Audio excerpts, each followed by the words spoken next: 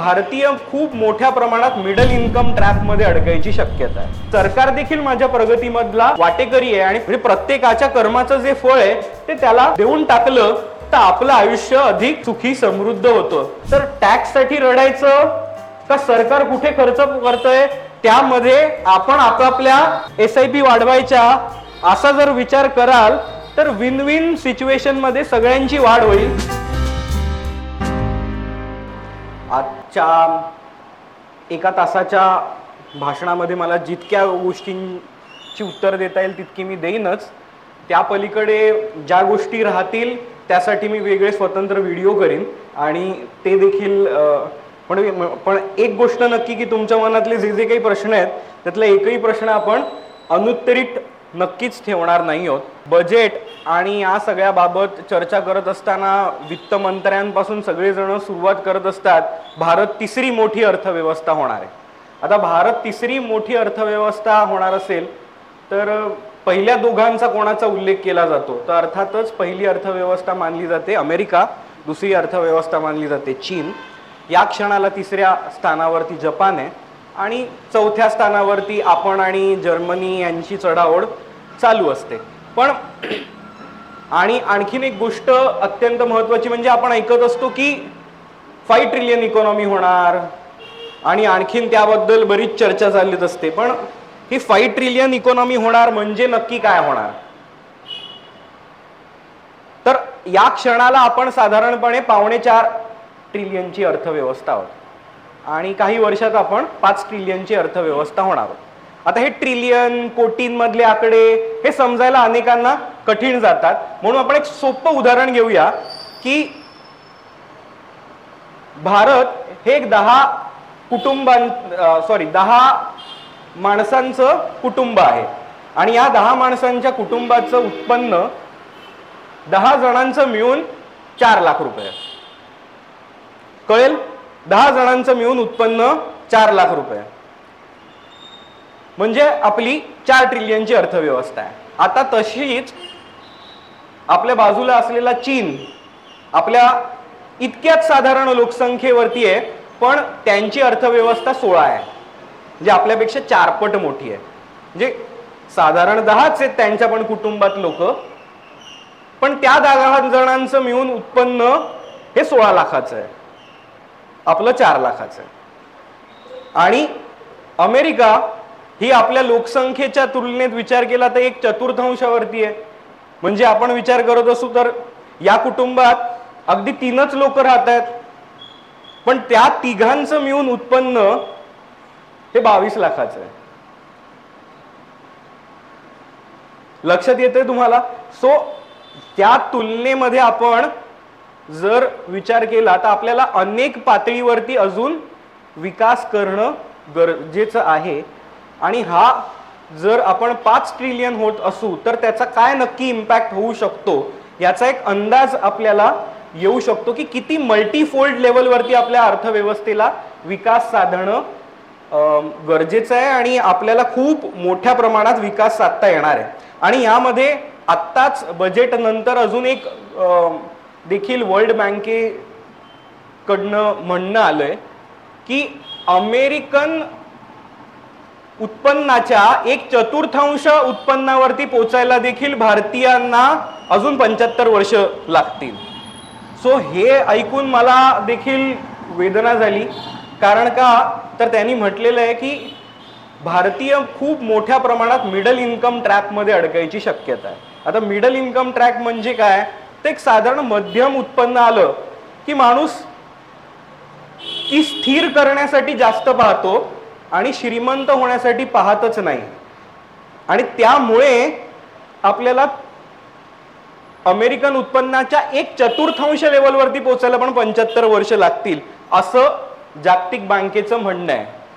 आता याकडनं आपण वळूया आपल्या बजेटकडे। सो आपलं या वर्षीचं जे बजेट आहे लक्षात घ्या आपण सगळे जे आकडे आता पाहू तर ते सगळेच आकडे कोटींमध्ये आहेत पण सामान्य माणसाला जर आपण कोटींमधले हे आकड्यांबद्दल बोलायला सुरुवात केली तर त्याला 42 लाख कोटी, 42,000 कोटी आणि 420 कोटी यामधला पण पटकन आकडा हा कोटी कोटी कोटी असल्यामुळे तो रिलेट होत नाही. सो त्यामुळे आपण काय म्हणताय, एक गृहीतक म्हणून आजच्या कार्यक्रमामध्ये असं मान्य केलेलं आहे अंतर्मनात की कोटींमधलेच आकडे, पण हा कोटी हा शब्दच वजा करूया आणि लाखांमध्ये आपण ही गणितं बघितली तर आपल्याला लक्षात येईल की काय नक्की हे आहेत. तर मी फक्त कोटी आकडा वजा करतोय. सो 48.21 लाख हे आपलं बजेटचा साईज आहे. बजेटचा एकूण आकार जर बघितला तर 48.21 लाख आहे. म्हणजे साधारणपणे जर आपण एखाद्या उच्च मध्यमवर्गीय कुटुंबाचं बजेट जरी आखायला घेतलं तर त्या कुटुंबातल्या सगळ्या जणांचं उत्पन्न मिळून देखील साधारणपणे 30-32 लाख रुपयापर्यंत वार्षिक उत्पन्न येऊ शकतं.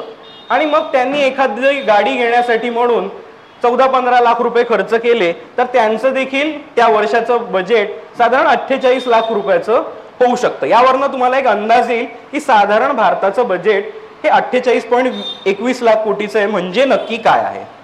आता सगळ्यात महत्वाचा मुद्दा म्हणजे वित्तीय तूट कमी करण्यासाठी केलेला जो प्रयत्न आहे हा थोडासा कॉम्प्लेक्स मुद्दा आहे. अनेकांना तो कळत नाही, पण तो समजून घेणं अत्यंत इंटरेस्टिंग आहे. आणि आपल्या सगळ्यांना पुढे जाऊन जर गुंतवणुका या ऍस्पेक्ट्स मधनं जर बघायचं असेल बजेटकडे तर ते अत्यंत महत्वाचं आहे. सो गेल्या वर्षी आपण घेतलेलं कर्ज होतं 15.43 लाखाचं आणि या वर्षी आपण घेतलेलं कर्ज आहे 14.1 लाखाचं. म्हणजे या गेल्या वर्षीच्या तुलनेत या वर्षामध्ये आपण शार्प 9.2% कर्ज कमी घेतलेलं आहे. आतापर्यंतचा भारतीय अर्थव्यवस्थेचा जर आपण इतिहास बघितला तर सरकारची कर्जही वाढवायची असतात, अशा प्रकारचा प्रवास असतो. पण इथे आपल्याला सगळ्यात महत्वाचा मुद्दा असा आहे की 9.2%नी गेल्या वर्षीपेक्षा या वर्षी आपण कर्ज कमी घेतलेलं आहे. आणि आपली वित्तीय तूट जी इंटरिम बजेटचा जो इलेक्शन पूर्वीचा कार्यक्रम झाला त्यात पण मी मांडलेलं होतं की ती 5.1% मानली होती, त्याच्याहून कमी आता 4.9% ती येईल आणि पुढच्या वर्षी ही 4.5% राहील असं म्हटलेलं आहे. आता ह्याचा सगळ्यात ह्याचा मुद्दा असा आहे की जर आपण कर्ज कमी घेत असू, कर्जाची वेळेत परतफेड करत असू तर आपला सिबिल स्कोअर सुधारतो. एवढं तर आपल्या प्रत्येकाला माहिती आहे. तुम्हाला नवीन कर्ज मिळायला बँका, वित्तीय संस्था अधिक उत्सुक असतात. सो आता या दृष्टिकोनातनं जर आपण बघाल, जर भारताने या वर्षी 9.2%नी कर्ज कमी घेतलंय, आपले सगळे कर्जाचे हप्ते वेळेत फिटतात, याचा अर्थ भारताचा सिबिल स्कोअर सुधारत जाणार आहे. आणि त्यामुळे परदेशी गुंतवणूकदारांना भारत हे गुंतवणुकीसाठी एक विश्वासार्ह अर्थव्यवस्था म्हणून समोर येईल. मी अनेक परदेशी गुंतवणूकदार कंपन्यांच्याशी देखील ज्याला संवाद साधतो त्याला मला एक जाणून येतं, विशेषतः फ्रेंच कंपन्यांकडनं. तर फ्रेंच लोक तर थोडेसे अजूनच रूढ असतात, जगभरात सगळ्यात रूढ आहेत ते, पण तरी सुद्धा त्यांच्या रूढपणाचं आणखीन एक उदाहरण जे आपल्यासाठी विचार करण्यासारखं आहे. काय होतं, आपण जगताना आपल्याच सगळ्या आजूबाजूच्या गोष्टी आणि सगळ्यांना पाहत असतो. ह्याला जर झूम आउट करून, जसं आता कॅमेरा लागला, कॅमेरा झूम आउट केला तर मोठं चित्र दिसतं आणि जर कॅमेरा फोकस केला तर मला छोटं चित्र दिसतं. हे जर झूम आउट करून आपण या सगळ्याकडे पाहिलं तर आपल्याला लक्षात येईल आपल्याकडचे लोक, अगदी रिटायर्ड झालेले लोक देखील सिनियर सिटीजन सेव्हिंग स्कीम, पोस्टाच्या योजना, पीपीएफ मधले पैसे याला सगळ्यात जास्त सेफ मानतात. पण मी ज्याला फ्रेंच कंपन्यांबद्दल आता बोलतोय त्यांच्या जे ट्रेजरी डिपार्टमेंट मधली मंडळी आहेत त्यांच्याशी गप्पा मारताना त्यांचा सुरू होता की आम्ही भारताच्या या अशा ट्रेजरी पेपर्स आणि यामध्ये नाही गुंतवत, आम्हाला ते सेफ नाही वाटत. का सेफ नाही वाटत? का तर जसं आपली शेजारी राष्ट्र आहेत श्रीलंका, पाकिस्तान आता या सगळ्यांनी ज्या काही प्रकारात फ्री फ्री फ्री गोष्टी आणि या सगळ्यांनी दिलं गेलं, त्यामुळे श्रीलंकेची अवस्था अशी आली होती एकदा की पूर्ण टोटल उत्पन्न या महिन्याचं जितकं नाहीये सरकारचं त्याच्यापेक्षा जास्त कर्जाचा हप्ता द्यायचा आहे. आता कर्जाचा हप्ता द्यायलाच पैसे नाही आहेत, तर माझ्या सगळ्या सरकारी कर्मचारी आणि सगळ्यांचे पगार द्यायला तर कुठून आणू?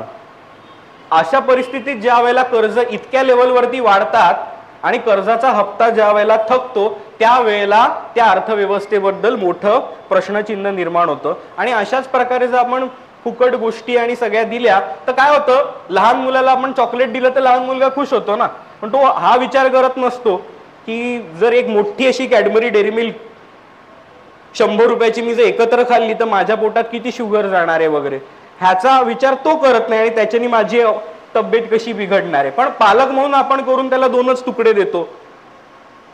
तसंच अर्थव्यवस्थेत देखील आहे की ह्या काही गोष्टी सामान्य माणसाला खुश करणाऱ्या वाटतील, त्या किती मर्यादित मात्रेमध्ये आपण देतो का त्याचा टोल ढळून आपण लोक अनुनय साधायला भरपूर प्रमाणात असे पैसे वाटतो, यावरती वित्तीय तूट आणि या सगळ्या गोष्टी ठरत असतात. आणि जर ही वित्तीय तूट जर मोठी दिसली तर तुम्ही लक्षात घ्या, आत्ताच आपल्याकडे फ्रेंच आणि हे सगळे असे बघतायत, जर ही वित्तीय तूट 6, 7, 8% आणि 10%च्या वर जात असेल तर आपल्याला फ्युचर प्रोजेक्ट्स आणि सगळ्या गोष्टींसाठी गुंतवणुका आणणं जागतिक बाजारपेठेतनं अशक्यप्राय होईल. आणि ते होऊ नये म्हणून वित्तीय तूट आपली कमी करत, आता 4.9 वरती आहे, जी 4.5% वरती येईल. भविष्यामध्ये तीच वित्तीय मंत्र्यांनी सांगितलेलं आहे आपल्याला की अजून देखील कमी कमी करत नेण्याचं आमचं धोरण राहील. ह्याचा स्पष्ट अर्थ असा असतो की आम्हाला परदेशी गुंतवणुका हव्यात आणि परदेशी गुंतवणूकदार सगळ्यात पहिले ही गोष्ट पाहत असतात. आता या दृष्टिकोनातनं जर आपण भारताकडे पाहिलं आणि आपल्या टॅक्स रचनेकडे पाहिलं आपण, तर आपली थोडीशी वेदना कमी व्हायला मदत होऊ शकते. काय, आपल्या प्रत्येकालाच वाटत असतं की मला कसा टॅक्स भरावा लागतो, पण एक संपूर्ण कुटुंब म्हणून जर आपण विचार केला तर जसा कुटुंब प्रमुखाकडे थोडे थोडे पैसे प्रत्येक जण आपल्या उत्पन्नातनं आणून देतो, ज्याचं उत्पन्न तितकंसं नाही आहे अजून, त्याचं सुरू व्हायचंय, त्याला सांगितलं तर अजून काही गरज नाही. जो अगदी थोड्या उत्पन्नात आहे त्याला सांगितलं तर तू तुझी बायको मुलगा एवढंच बघ, अजून पूर्ण कुटुंबाच्यासाठी काही कॉन्ट्रीब्युशन नाही दिलंस तरी चालेल. पण जसं जसं त्याचं उत्पन्न एका पटीच्या पलीकडे वाढतं त्याला त्याच्याकडनं छोटा छोटा वाटा घेतला जातो आणि ज्याचं उत्पन्न त्याही पेक्षा जास्त आहे तर त्याच्याकडनं मोठा वाटा घेतला जातो. पण ह्या सगळ्या व्यवस्थेचा विचार करत असताना टॅक्स बाबत भारतात अशा प्रकारे का बघितलं जातं, तर ह्याची कारणं बऱ्यापैकी इतिहासात आहेत. म्हणजे जर आपण 1970च्या दशकामध्ये बघितलं तर हाच टॅक्स 2 लाखापेक्षा जास्त उत्पन्नावरती 93% होता. म्हणजे तुम्ही विचार करा, 2 लाखाच्या पलीकडचं जे काही माझं उत्पन्न येणार असेल त्याच्यावरती जर मला 93% टॅक्स भरायला लागत असेल तर कोण तो ते उत्पन्न बँक अकाउंट वरती दाखवून तेवढा टॅक्स भरायला उत्सुक असणार आहे. सो त्यामुळे टॅक्स वाचवणं हे एक स्मार्ट असण्याचं मोठं लक्षण मानलं गेलं की मी अशा क्लुप्त्या खेळतो आणि त्याच्यामुळे मला इतकासा टॅक्स भरायला लागतो. हा एक स्मार्टपणाचा त्या काळापासूनचा एक फंडा सेट होत गेला. मात्र आता जागतिक गोष्टी ज्या वेगाने बदलत आहेत त्या जागतिकरणाचे वारे आपल्याकडे देखील खूप मोठ्या वेगाने वाढायला लागले आणि त्या वेगाने वाढत असलेल्या व्यवस्थेत आज आपण आपल्याकडे पाहिलं तर आपला हा विचार आपण बदलला नाही तर जे जागतिक बँकेने सांगितलंय मिडल इन्कम ट्रॅक, यामध्येच आपण अडकण्याची शक्यता आहे. म्हणजे एक उद्योजकांनी विचार केला की मला कॅशमध्येच पैसे द्या, तर त्याचा देखील व्यवसाय आता मला विचारलं तर माझ्याकडे एकही काही वॉलेट नाहीये, काही नाहीये. मी गेले 2 वर्ष झाले वॉलेट वगैरे काही वापरत नाही. मी फक्त मोबाईल फोन घेऊन फिरतो आणि मी तुमच्या दुकानात आलोय. तुम्ही म्हणालात मला नाही कॅशच हवी आहे, मी दुसऱ्या दुकानात जाईन. सो व्यवसायाचं नुकसान आहे यात. सो त्यामुळे येत्या काळात जो टॅक्स वाचवण्यासाठी कॅश मध्ये घेईल त्याचा व्यवसाय वाढीचा देखील त्याला नुकसान सहन करावं लागेल. सो अशा प्रकारे जो माणूस सॅलरीड माणूस विचार करत असेल की मला तर आता न्यू टॅक्स रिजिम मध्ये जावं लागतंय, मी माझं जे घेतलेलं हाऊसिंग लोन आहे ते परत पटकन फेडून टाकतो, हा विचार करून जर पटपट लोन फेडायला जाल तर तुम्ही लक्षात घ्या ज्या काही गुंतवणुका केल्यात त्या 12-13% जरी वाढतायत आणि तुम्हाला हाऊसिंग लोन हे सिंगल डिजिट मधले 8 ते 9% मिळालेलं आहे. सो मधला जो गॅप आहे 4 ते 5%, हा 5% गॅप तुम्हाला समृद्ध करत नेणार आहे ना. पुढचे 20 वर्ष जर 5% तुमचा वाढत राहणार आहेत. हा जो स्पीड मधला फरक आहे, हा स्पीड मधला फरक पण आपण सोडून देतो आणि म्हणतो की नाही न्यू टॅक्स रिजिम मध्ये जायला लागणार आहे किंवा जर ओल्ड टॅक्स रिजिम बंदच झाली तर मला हे 2 लाखाचं व्याज दाखवता येणार नाही, त्यापेक्षा मी माझ्याकडे जे काय 30-40 लाख रुपये गुंतवणुकांमधनं जमलेत त्याच्यात ते सगळे काढून टाकतो आणि माझं कर्ज एकदाचं संपवतो.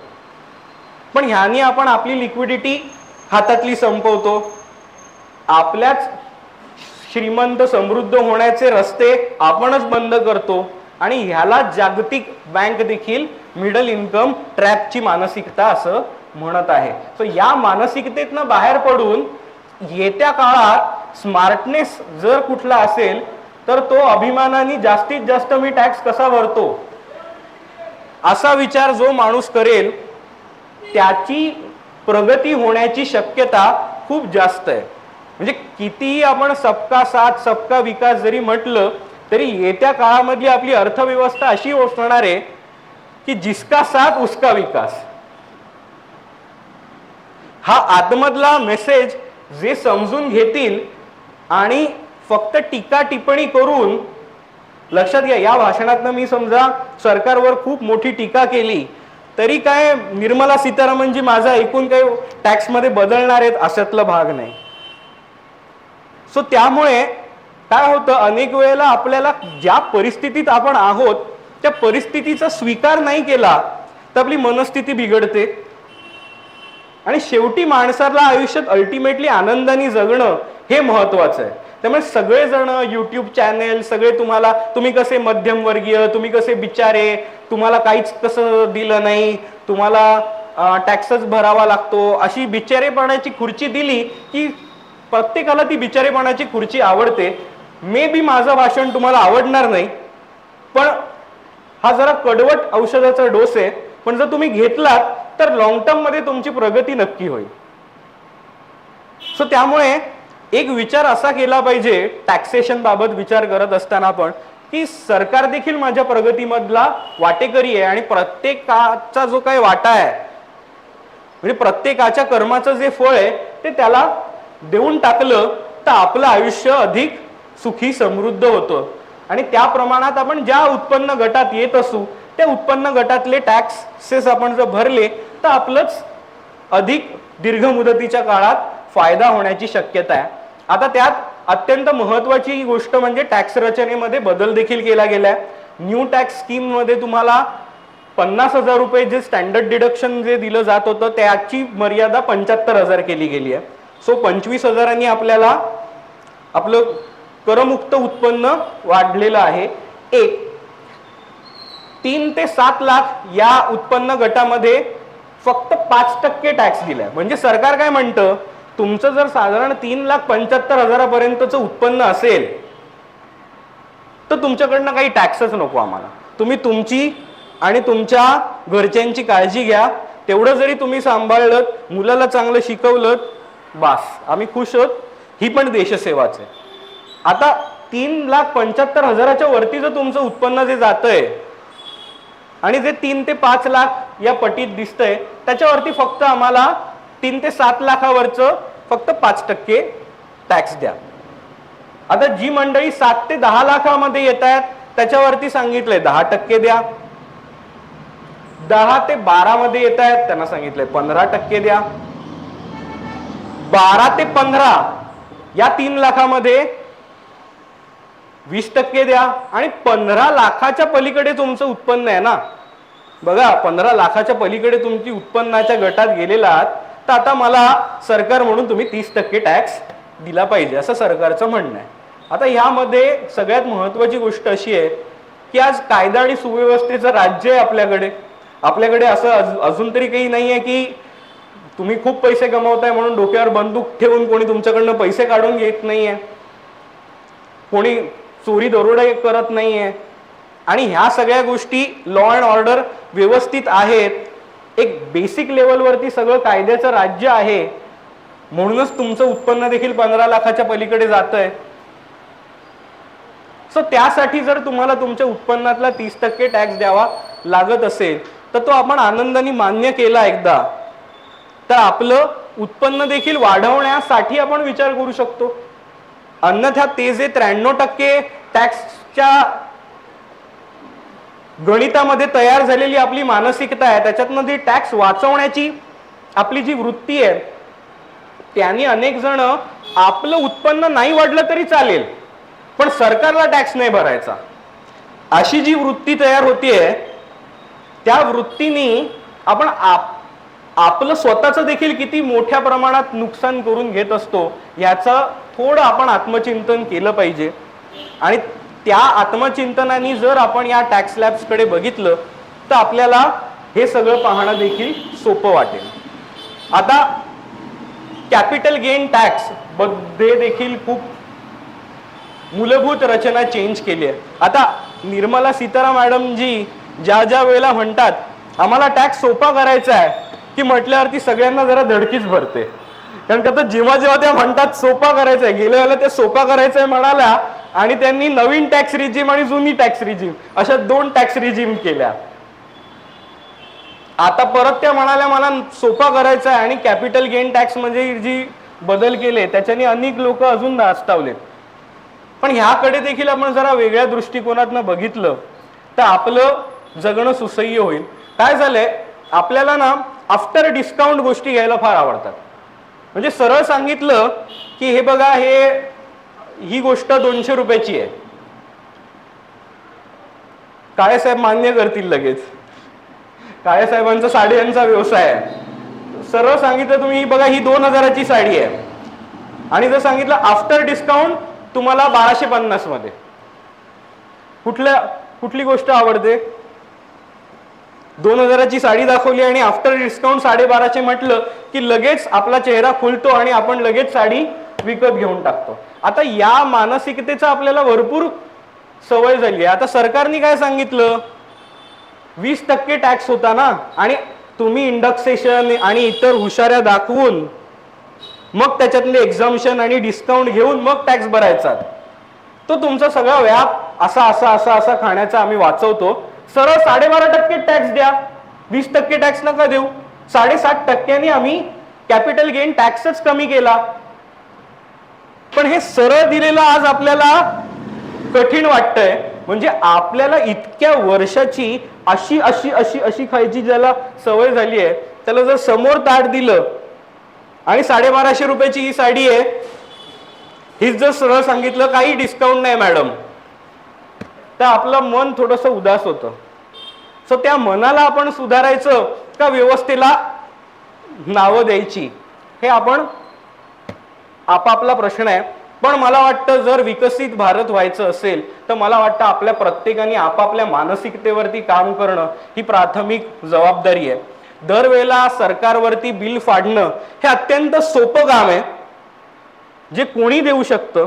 पण सगळ्यात महत्वाचं म्हणजे आपल्या इथे बसलेल्या प्रत्येकाने आपल्या स्वतःच्या वर्तनावरती जर काम केलं आणि अगदी सरकार जसं बजेट बनवतं तसं स्वतःच्या कुटुंबाचं जरी आपण बजेट बनवायला लागलो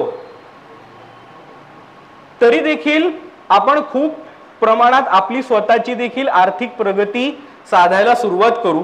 मला वाटतं आपण त्या अशा प्रकारे पॉझिटिव्हली या सगळ्याकडे बघून सरकारच्या बजेटकडनं जर आपण काही गोष्टी शिकलो आणि आपल्या आयुष्याचे आर्थिक निर्णय कसे घ्यायचे ह्याची जर तयारी केली तर मला वाटतं त्याच्यातनं खूप जास्त प्रमाणात प्रगती होईल. आता सगळ्यात मोठ्या प्रमाणातला जो सरकारतर्फे खर्च केला जातो तर तो खर्च हा गेले काही वर्ष तुम्ही ऑब्झर्व केलं असेल तर इन्फ्रास्ट्रक्चरवर, पायाभूत सोयी सुविधांवरती खर्च केला जातो. तर लक्षात घ्या, विकसित अर्थव्यवस्थेच्या तुलनेत म्हणजे अमेरिका, जपान, चीन अशा वेगवेगळ्या अर्थव्यवस्थांच्या तुलनेत भारतामध्ये बघितलं तर सगळीकडेच आपल्याला हायवे, मेट्रो, रेल्वे, विमानतळ, पोर्ट हे सगळंच बनायचं बाकी आहे. सो हे जे सगळं बनायचं बाकी आहे, सो ह्या बनण्यासाठी म्हणून दरवर्षी सरकार खूप मोठ्या प्रमाणात बजेट अलोकेट करते आणि या वर्षी देखील 11,11,000 कोटी रुपये हे या बजेटमध्ये देखील त्यासाठी दिलेले आहेत. म्हणजे विचार करा तुम्ही, 48,20,000 हे आपलं टोटल बजेट आहे. त्या 48 लाखापैकी 11 लाख जर आपण इन्फ्रास्ट्रक्चरवरती खर्च करत असू तर किती मोठा आपला खर्च हा इन्फ्रास्ट्रक्चरमध्ये होणार आहे.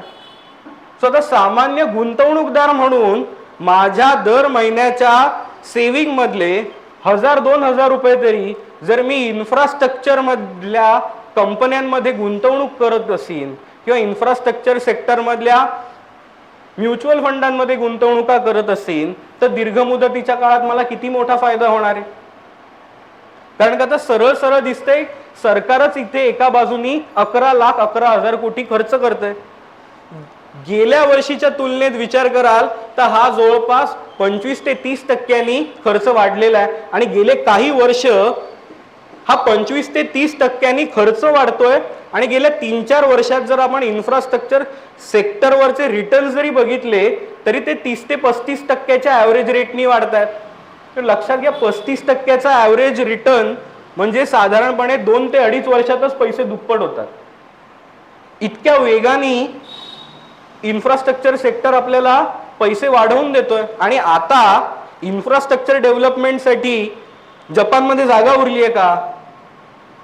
सो जपाननी बँक जायका आपला अटल सेतू बांधून देते 1% वार्षिक व्याजाने.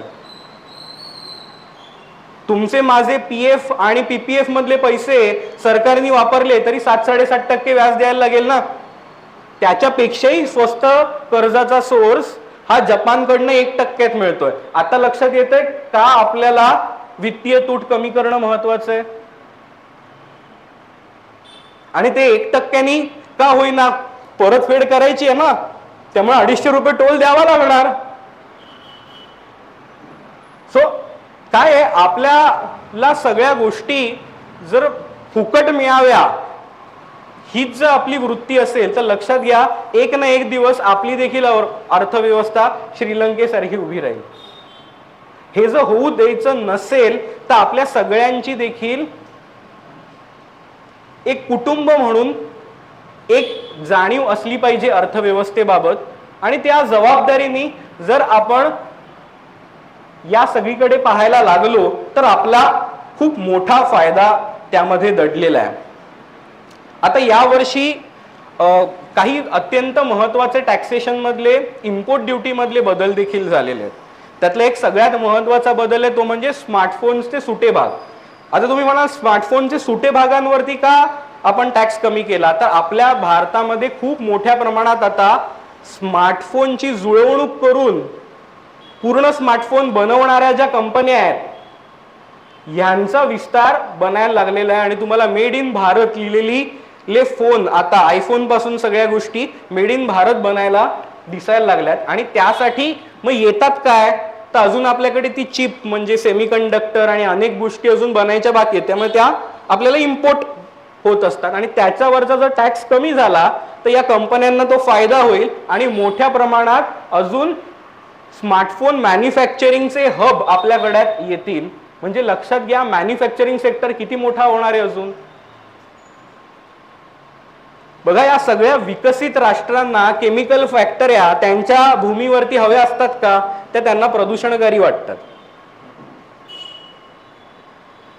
सो त्यामुळे त्यांना या अशा डेव्हलपिंग देशांमध्ये प्रोड्यूस करून आम्हाला औषध पाठवा, रिसर्च आम्ही करू, तुम्ही बल्कमध्ये मॅन्युफॅक्चरिंग करून द्या. म्हणून भारतीय फार्मा कंपन्यांकडे हे पाहिलं जातं. तसंच स्मार्टफोनकडे आपल्याकडे पाहिलं जाईल. अशा प्रकारे जर मोठ्या प्रमाणात मॅन्युफॅक्चरिंग हब भारतात सुरू झाले तर खूप मोठ्या प्रमाणात आपल्या अर्थव्यवस्थेमध्ये वाढ निर्माण होईल. आता अनेक जण म्हणतात की सोन्यावरती का कमी केला, तर लक्षात घ्या इम्पोर्ट ड्युटी सोन्यावरती जर 12% असेल तर साहजिकच दुबईला घेऊन येतात, दुबईवरनं येताना आपल्यातले बरेच जण एखादी चेन, एखादं कडं, एखादं हे असं सगळं तिकडनंच करून येतात. आता त्यामुळे होतं काय, तर भारतीय ज्वेलर्सचं नुकसान होतं.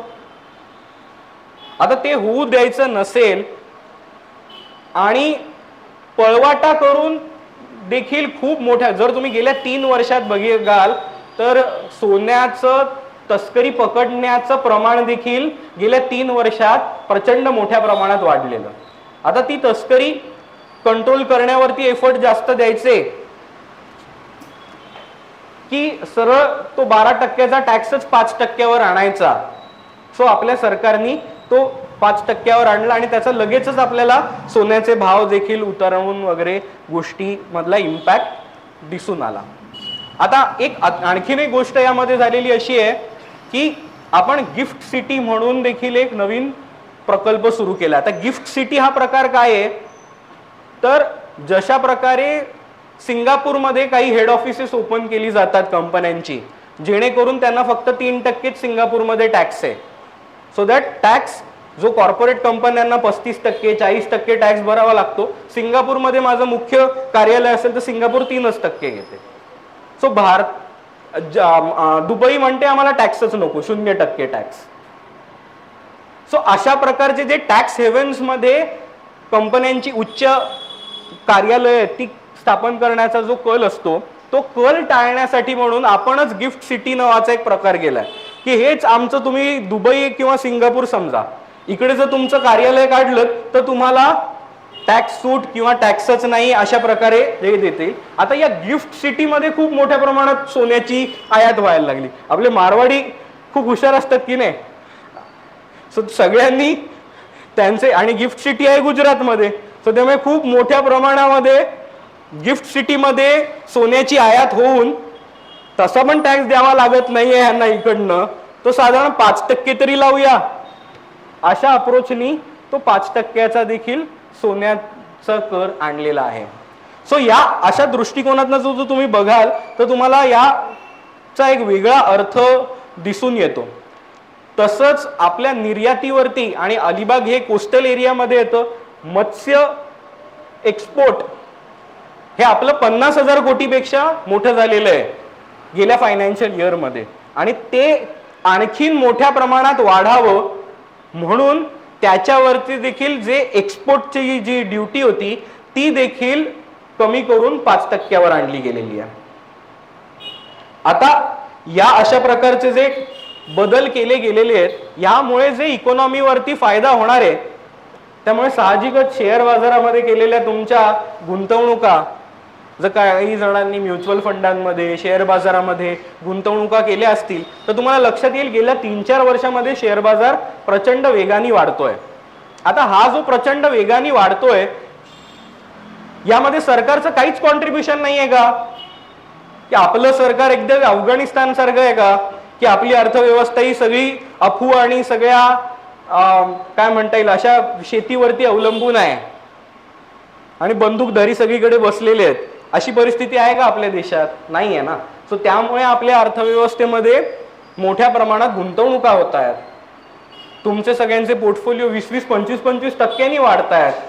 तर सरकार काय म्हणतंय की तुम्ही 1 लाख रुपये आम्ही लॉंग टर्म कॅपिटल गेन वरती एक्झाम करायचो, ते आता आम्ही 1,25,000 वरती एक्झाम्शन देऊ, 25,000चा अधिक फायदा देऊ, पण जो 10% टॅक्स होता तो आता आम्ही 15% लावतो. आता 5% आपल्याला एक्स्ट्रा टॅक्स द्यावा लागेल, आणि त्याच्यासाठी अगदी विजय केडियांपासून मोठे मोठे गुंतवणूकदार रडून गाणी बिणी बनवत आहेत. हे बघून तर मला आणखीनच गहिवरलं, म्हटलं काय परिस्थिती आली आपल्यावरती. और मैं कैसे जीव वगैरे म्हटलंय त्याच्यात त्यांनी. 5% टॅक्स वाढवल्यावरती ज्याचा पोर्टफोलिओ 50,000 कोटीपेक्षा जास्त आहे त्याला वाटत असेल मी आता कसा जगू, तर हे काय म्हणायचं आता. सो मी बजेट नंतर फायनान्स सेक्रेटरी सगळे बसतात आणि पत्रकार परिषद होते, त्याचा युट्यूबवरती व्हिडिओ देखील आहे. तो जो व्हिडिओ तुम्ही बघाल तर त्यामध्ये या सगळ्या ह्याचे एक्सप्लेनेशन त्यांनी दिले. त्यात पत्रकारांनी त्यांना विचारलं हा टॅक्स वाढवलाय ह्याच्यामुळे बऱ्याच जणांना आता शेअर बाजारांनी पण नकारात्मक प्रतिक्रिया दिली आहे वगैरे. तर त्यांनी सांगितलेलं जे उत्तर आहे ते मी सांगतो, माझं उत्तर नाही सांगत आहे. तो फायनान्स सेक्रेटरीने दिलेलं उत्तर असं होतं की आम्ही जो गेल्या वर्षभरामध्ये आलेला डेटा आहे तो बघितला आणि ज्यांना 1 लाखापेक्षा जास्त फायदा बुक करून 10% जो long term capital gain tax भरावा लागलेला आहे, हे 90% लोक हे 30% उत्पन्न गटातले आहेत. सो त्यांना जर 5% टॅक्स एक्स्ट्रा भरायला लागत असेल तर त्यांचं रिटर्न ऑन इन्व्हेस्टमेंट देखील वाढायला लागलेलंच आहे आणि त्यामध्ये आमचं कॉन्ट्रीब्युशन आहे. एक मुद्दा. आणि दुसरा, आणि त्याचा स्मॉल इन्व्हेस्टर्सला इम्पॅक्ट येऊ नये म्हणून आम्ही 1 लाखाची मर्यादा देखील 1,25,000 केली आहे. आता मी गुंतवणूक सल्लागार आहे म्हणून तुम्हाला सांगतो, जर एखाद्या सिनियर सिटीजन व्यक्तीने साधारण 20 ते 25,000 रुपयाची SWP म्हणजे दरमहा पेन्शन सारखी गोष्ट आपल्या गुंतवणुकांमधनं दरवर्षी घेत असेल, शेअर बाजार संलग्न माझ्या म्युच्युअल फंडातून इन्व्हेस्टमेंट्स आहेत आणि मी 25,000 रुपये दर महिन्याला घेतो, म्हणजे मी 3 लाख रुपये वर्षभरामध्ये साधारण काढून घेतोय. तर जर 3 लाख रुपये काढून घेत असेल तर त्याला या 1,25,000 रुपयाचा पूर्ण फायदा होऊन फारसा काही टॅक्स त्याच्यात येणारच नाही. सो 1,25,000 रुपयाची पूर्णपणे जी काय म्हणता येईल ती एक्झम्पशन आहे ती त्याला वापरता येईल. मग इम्पॅक्ट कोणाला येईल? जो वर्षभरामध्ये साधारणपणे या मर्यादेपेक्षा पण जास्त पैसे शेअर बाजारातनं काढून घेत असेल तर त्याला हा टॅक्सचा इम्पॅक्ट येऊ शकेल. आता दुसरा मुद्दा हा झाला लॉंग टर्म कॅपिटल गेन.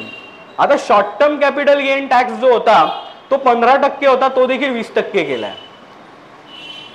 तर सरकारचं म्हणणंच आहे त्याबाबत किंवा अगदी गुंतवणूक तज्ञांचा कोणालाही विचारा तुम्ही, शेअर बाजार संलग्न गुंतवणुका आम्हाला करायच्यात असं जर तुम्ही एक वाक्य जरी उच्चारलं तर कोणीही तुम्हाला जो खरा तज्ञ आहे तो सांगेल किमान हे पैसे मला नेक्स्ट 4 ते 5 वर्ष लागणार नसतील तरच बाबा रे गुंतव. म्हणजे साधारणपणे ही गुंतवणूक 4 ते 5 वर्ष डिस्टर्ब करायची नाही अशी आहे. आणि तरी जर मी ती 1 वर्षाच्या आत काढून घेत असेल तर त्यावरती मला काहीतरी चाप लागला पाहिजे, एक शिस्त लागली पाहिजे. म्हणून किमान भीतीने का होईना 20% टॅक्स लागेल म्हणून तरी माणूस थोडा काळ अजून थांबेल. आणि जर तो थोडा काळ अजून थांबला, काही वर्ष थांबला, तर त्याचा फायदा देखील वाढण्याची शक्यता वाढते. आणि त्यामुळे झालंय काय, आज सगळे गुगल इन्व्हेस्टर्स खूप वाढलेत. काय होतं, इन्व्हेस्टमेंट या क्षेत्रामध्ये 3 महत्वाची अंग आहेत. एक म्हणजे रिसर्च, दुसरं ट्रान्झॅक्शन आणि तिसरं मॉनिटरेशन. फिनटेक इंडस्ट्रीच्या उदयामुळे एक अत्यंत महत्वाची गोष्ट काय झाली, ट्रान्झॅक्शन सिंपल झाले. मला आता पटकन 5 मिनिटात 5 लाख इन्व्हेस्ट करता येतील. ट्रान्झॅक्शन सिंपल झाले. पण ह्याच्यामधला रिसर्च पार्ट आणि मॉनिटरेशन पार्ट हा काही टेक्नॉलॉजीनी रिप्लेस करता येण्यासारखा नाहीये ना. त्यासाठी तुम्हाला अभ्यासच करावा लागतो, रिसर्चच करावा लागतो, लक्ष ठेवावं लागतं. हा जो पार्ट आहे ह्याकडे न पाहता फक्त पास्ट रिटर्न काय आहेत हे बघून जे गुंतवणुका करतात आणि बापरे पटकन वाढले म्हणून काढून घेणार, किंवा अरे बापरे मी तर 1 लाख रुपये इन्व्हेस्ट केलेले माझे 90,000 झाले, घाबरून पटकन काढून घेणार, असे जे मंडळी येत आहेत त्यांना जरा चाप लागावा ही देखील त्यामागची एक भूमिका आहे. आता तिसरं आणि अत्यंत महत्वाची गोष्ट म्हणजे ट्रेडिंग. आणि या विषयावरती मी पण अनेक व्हिडिओ केलेले आहेत, अनेक बाबतींमध्ये म्हणालेलो आहे की लक्षात घ्या, आपल्याकडे यूज पेक्षाही अब्यूज करणं हे फार लोकांना आवडतं. म्हणजे आयोडेक्स हे फार छान बनवलेलं मलम आहे, पण आपल्या इंजिनिअरिंग करणाऱ्या मुलांनी त्याला देखील पावाला लावून त्याची नशा करणं सुरू केलं. तसं derivative market, futures and option हे हेजिंग करण्यासाठी म्हणून वापरण्याचं जे टूल आहे त्याला आपली रोज मंडळी विकते, मी अजून हे करतो, मी पुट विकत घेतो, मी कॉल घेतो, असं करून सेबीच्या आकडेवारीप्रमाणे 100 90 जण हे नुकसान करतायत. आणि सेबीने दिलेल्या दुसऱ्या आकडेवारीप्रमाणे वर्षाला भारताचं 60,000 कोटीचं नुकसान होत आहे. ते आपल्याला आता काय म्हणतात, परकीयांनी राज्य करायची गरजच नाही ना आपल्यावरती. आपले सगळे जे ट्रेडर आहेत ते स्वतःहून 60,000 कोटी बार्क्लेज, जेपी मॉर्गन, मॉर्गन स्टॅनले यांचे जे मोठे मोठे या बँका आहेत, वित्तीय संस्था आहेत, या वित्तीय संस्था किती मोठ्या आहेत. भारताची जर SBI सगळ्यात मोठी वित्तीय संस्था मानली तर या SBIच्या किमान 14 ते 15 पट मोठ्या आहेत. आता त्यांनी अपॉइंट केलेले ट्रेडर्स हे किती कुशल असतील. त्याच्या विरुद्ध आपल्याकडे इंजिनिअरिंग करून आता कुठे 1 लाख रुपये पगारावरती आलेली मंडळी 3 महिन्याचा ट्रेडिंग कोर्स करून फ्युचर्स अँड ऑप्शन्स मध्ये पैसे लावत असतील. आणि गंमत अशी आहे की हे झाल्यानंतर पण मी एक कार्यक्रम घेतला तर ते म्हणतात, अहो सर आम्ही 10% होतो. 10%तले का? कारण का तर त्या दिवशी ज्या क्षणी मला फायदा होतो त्या क्षणी मला वाटतं मी 10%तला आहे. पुढच्या दिवशी ज्याला माझं नुकसान होतं त्याला मी गप्प बसतो. वर्षभराचा जर तुम्ही अभ्यास केला तर समजून येईल की तुम्ही 10%तले आहात की त्या 90%तले आहात. आणि त्यावरती बंधन लागावं म्हणून त्याच्यावरचा जो सिक्युरिटी ट्रान्झॅक्शन टॅक्स आहे तो देखील काही पटीने वाढवलेला आहे. म्हणजे हे जे सतत फ्रिक्वेंट ट्रान्झॅक्शन करतात तर तो ट्रान्झॅक्शन टॅक्स देखील त्यांच्यावरती एक अंकुश राहील म्हणून वापरला गेलेला आहे. सो अशा प्रकारे सगळ्या टॅक्सच्या रचना आणि या सगळ्या गोष्टी तरी आहेत. आता यामध्ये सगळ्यात महत्वाची एक गोष्ट झालेली आहे ती म्हणजे युवकांसाठी खूप काही गोष्टी दिलेल्या आहेत. आणि त्यामध्ये सगळ्यात महत्वाची गोष्ट म्हणजे थेट न देता इंटर्नशिपची ही योजना आणली. आणि त्यातनं 1 कोटी युवकांना देशातल्या पहिल्या 500 मोठ्या कंपन्यांमध्ये काम करण्याची संधी मिळणार आहे. आणि त्यातल्या 1 लाख जणांना 5,000 रुपयापर्यंत विद्यावेतन देखील मिळेल. सुरुवातीला 6,000 रुपये मिळतील, नंतर दर महिन्यात 5,000 रुपये मिळतील. आणि ह्यासाठी जो खर्च येणार आहे त्या खर्च करण्यासाठी एक प्रमाणात या कंपन्यांना देखील त्यात सोबत घेतलं गेलेलं आहे. आणि त्यांचे जे CSR फंड आहेत त्या CSR फंडांमधनं देखील त्यांना त्याच्यातनं खर्च करण्याची मुभा दिलेली आहे. लक्षात घ्या, आपण ज्या वेगाने वाढतो आणि भारत हा तरुणांचा देश म्हणून मानलं जातं, जर आपण किमान 85 लाख नोकऱ्या दरवर्षी निर्माण नाही केल्या तर आपल्या अर्थव्यवस्थेमध्ये खूप मोठा प्रॉब्लेम निर्माण होऊ शकतो. ही जी तरुणांची अर्थव्यवस्था आहे ती आपली अर्थव्यवस्था अजून जर एखाद्याला रोजगार चांगला नसेल तर तो नक्षलवादी बनण्याची शक्यता जास्त वाढते. आणि अशा सगळ्या काय म्हणता येईल समाज विघातक गोष्टींमध्ये शिरण्याचं प्रमाण आणखीन होऊ शकतं. त्यामुळे 85 लाख नोकऱ्या तयार होणं हे सगळ्यात महत्त्वाचं चॅलेंज आहे. आणि त्यासाठी म्हणून ही अत्यंत महत्त्वाची योजना सरकारने आणलेली आहे. त्याचबरोबर दुसरी सगळ्यात महत्त्वाची गोष्ट दिलेली आहे ती म्हणजे 10 लाखापर्यंत जर आपल्याला शैक्षणिक कर्ज घ्यायचं असेल तर सरकार हमी देईल आणि 10 लाखापर्यंत शैक्षणिक कर्ज आपल्या युवकांना घेता येणार आहे. आणि ते जे कर्ज घेतलंय त्यामध्ये देखील 3% कन्सेशन विद्यार्थ्यांना दिलं जाईल.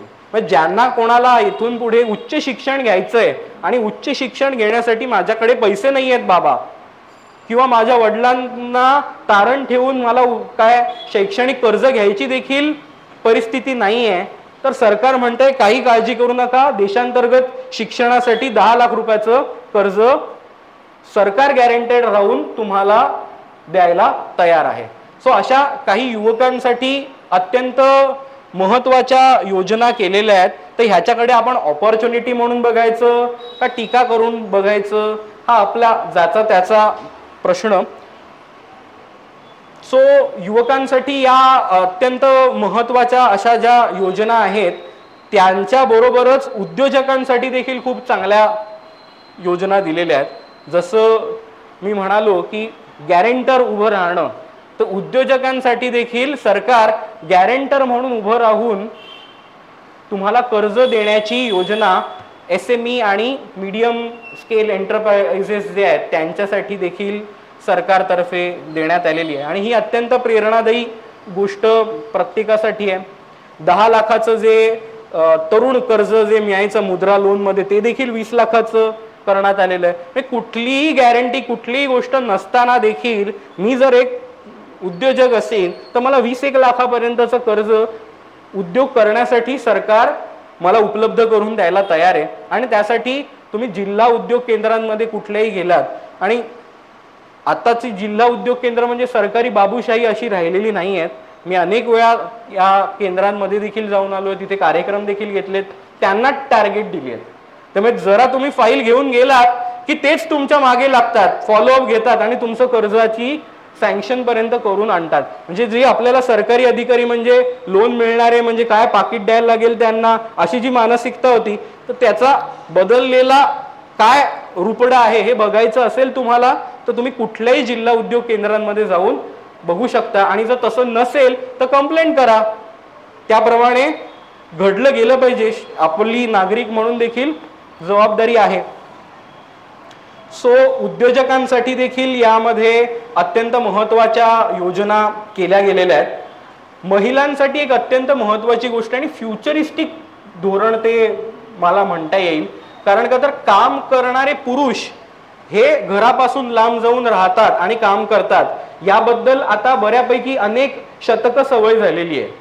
पण घरातल्या स्त्रीला असं लांबवर जाऊन राहणं हे शक्य होत नाही. कारण का तर आपल्याला सिक्युरिटीची काळजी असते, तिचं लहान बाळ असेल तर ते कोण सांभाळणार ही जी समस्या असते. त्यासाठी म्हणून सरकारतर्फे अशा इंडस्ट्रीयल जे हब्स आहेत तिथे महिलांसाठी वसतिगृह आणि त्याचबरोबर पाळणा घराची योजना दिली आहे.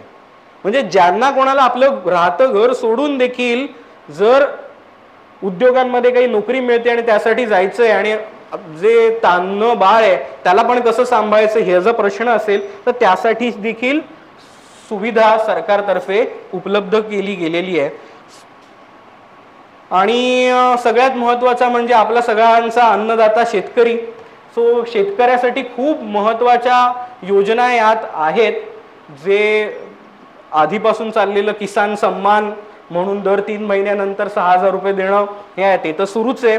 त्याचबरोबर एक अत्यंत महत्त्वाची गोष्ट म्हणजे शेतकऱ्यांनी जर स्वतःकडे उद्योजक म्हणून पाहिलं तर खूप काही गोष्टी दिल्यात.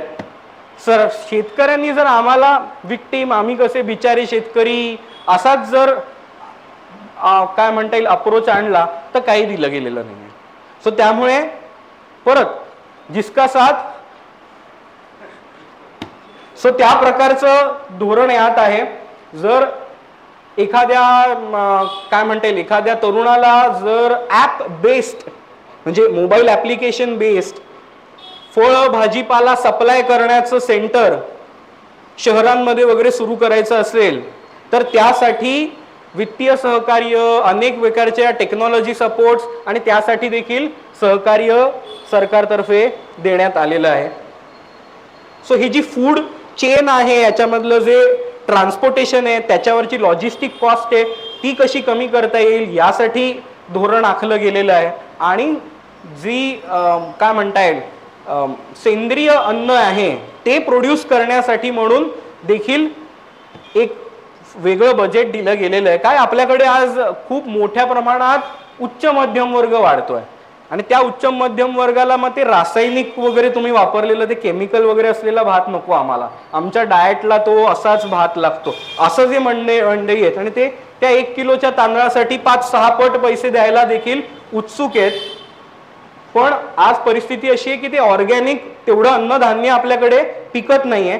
ते पिकलं गेलं आणि जर उद्योजक म्हणून मी विचार केला त्याच्याकडे, गरीब बिचारा शेतकरी म्हणून नाही, असा जर विचार करून जर तर ते अन्नधान्य रासायनिक खतं वापरून जे तयार होईल त्यापेक्षा कमी होईल, पण त्याचा जो काय म्हणता येईल त्याला जो विक्री मूल्य आहे ते जास्त चांगलं येण्याची शक्यता आहे. सो या दृष्टिकोनाने शेती देखील आपण केली तरी आपला बराच फायदा यात होणार आहे. आता या सगळ्या गोष्टींमुळे होणार काय आहे, आपल्याला ऊर्जा खूप मोठ्या प्रमाणात लागणार आहे ना.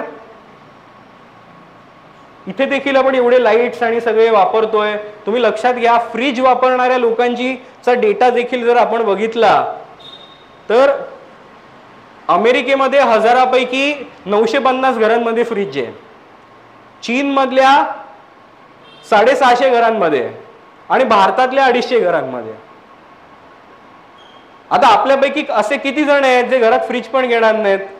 म्हणजे आमचे कल्पेश वैद्य सरांसारखे काही मंडळी आहेत योगा आणि फिटनेसवाले, ते म्हणतात फ्रीज बीज मधलं खाणं योग्य नाही म्हणून त्यांनी फ्रीज घरातला काढून टाकलाय. तसा विचार करणारी पण मंडळी आहेत आपल्याकडे.